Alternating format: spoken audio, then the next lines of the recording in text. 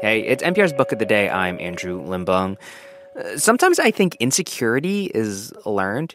You know, when you're young and you don't know what you don't know, that can give you the blind confidence to really go after what you want. It's something I gleaned from today's interview with Eve. She's a famous rapper that I remember hearing all the time on the radio, and she's out with a memoir titled Who's That Girl? And in it, she hits on the beats you'd expect from any celebrity memoir, the come-up, the grind of the industry, interpersonal beefs, that sort of thing.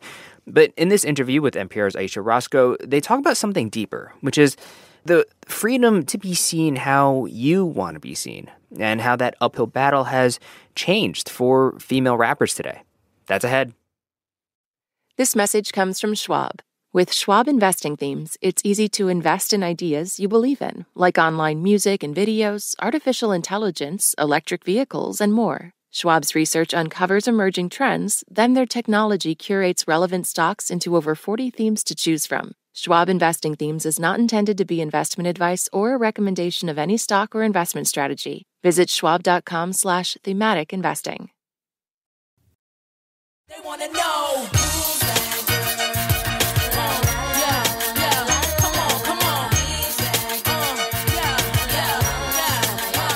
She sure was and still is rapper, actor, fashion designer, and occasional fashion model. Eve burst onto the scene in the late 90s, and by the early aughts, she was a bona fide star. The first lady of Rough Riders, chart-topping hits, and collabs all over the place. You might recognize this one. I had to give you more.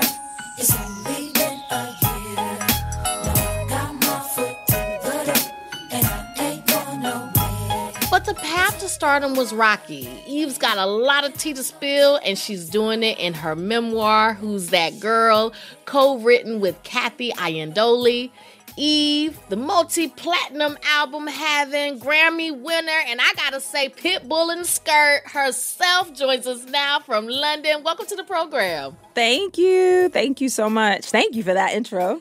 Yeah, I'm so glad. I'm so glad to have you here. And I want to get started because what I love about the book, it's a lot of stories. So I want you to start us off with a little bit of a story time. It's the late 90s. You're a young, hungry artist. You were just dropped from Dr. Dre's label. This is a major setback. You get a call from your manager, this crew from Yonkers, Rough Riders. They're interested in signing you, but you got to audition. Yeah, that was one of those moments where, you know, it's crazy because obviously when I first got signed to Dre, I thought that was the moment. That was it. And to be dropped and be sent back home and have to sleep at my mom's house back in Philly, when I got this call that like, listen, this could be an opportunity, I was like, okay, cool, this is it. I knew I basically had to battle for my life, and I did what I had to do. I showed up, thankfully. I showed up, and they liked it, and then the rest is history. In the book, you talk a lot about what it was like for you being a female rapper. What was it like for you operating in such a male-dominated industry? On one hand, I feel very lucky that the crew that I was with was Rough Riders because they really were my big brothers. You know what I mean? Like I was really, really protected and respected and celebrated. On the other hand, when it came to execs, when I had to walk into these meetings, into these boardrooms, these offices, that was a different story because there was a lot of eye rolling or a lot of just, oh yeah, that's cute. And that part of it was very frustrating. What gave you the confidence in that moment to battle all these men? I don't know what gave me the confidence, to be honest. You know, I call it, young stupidity and blind confidence, I guess. That can I say this on NPR? That little bit of you-ness. Yeah. Sorry. Sorry, NPR. Bloop, bloop, bloop. But, we all have that thing in our life, I think.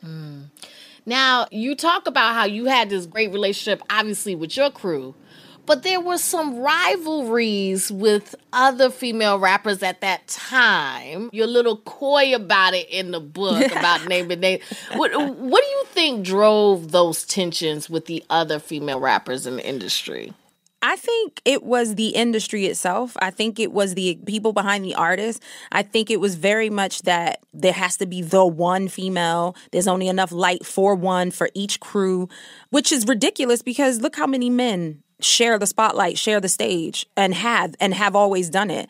I do love, though, right now where we are, when you look out on the landscape, how many females there are out now. You know, today, women in hip-hop, they're really running things. EBE come through in the minds of pride. Doing it big like I live in the Taj Mahal. Talk it, I don't get into blah. That's why they love enough. Like, at least chart-wise, pop culture-wise, you know, you look at Megan Thee Stallion, Glorilla, Cardi B, Lotto, more. Like, what do you think of this current crop of artists? I love them as a collective, and is what we need. All those voices, we need all those bodies, all those women, all those opinions, because this business has been so male-dominated, not just behind the scenes, but in front of the cameras. It's so annoying over the years where you watch a BET Awards, and it's nothing but dudes on the stage. Ladies, put your hands in the air. It's all right now. We gon' keep you up on your feet the whole night now. Pop them bottles, yeah, drink that up, man. Got you feeling crazy? Well, do you feel like they have more freedom than you had? Because, I mean, you know, now you have people like Cardi B. She was a stripper. That's celebrated if it's mentioned at all. In the book, you talk about very briefly doing exotic dancing for about 2 months. And it seemed like back in the day, you had to really explain that, defend yourself. It was a whole thing. But now people don't even think about stuff like that. They don't. I think there is a lot more freedom for the girls who are out now. I think the culture is different. I think the culture is seen differently. Back then, I just don't think we were as open and honest. Now you're a wife and a mother. You're married to this multimillionaire British businessman, Maximilian Cooper. But in the book, I was interested. You push back against those who would call you a kept woman. Why do you think that's the narrative around you a lot now? Oh, it is. And people will be like, oh, must be nice. Or does he have a this or that? And I'm like, it is. Yes, it is nice because he's great. But the frustration is, have y'all not seen me work my ass off my whole life? That y'all have known me? You know what I mean? And that please don't take away the things that I have done. Just because I've moved to another country, he would support me in whatever I want to do. If I didn't want to work, fine. But we do for each other. We plan with each other. We do things for each other. And listen, no shade at all to anyone who is kept. It's just not my thing. That is Eve. Her book, Who's That Girl, is out on Tuesday. Thank you so much for speaking with us. Yes, thank you. Thank you so much. Thank you for having me. Yeah, EBE, ain't you glad I changed? They can say a lot of things I ain't never faced. Still trying to catch up, chasing me for days. I be in the fast lane, you be out the way. What I do is serious, y'all, and no play. Still got connects to break jaws with no play.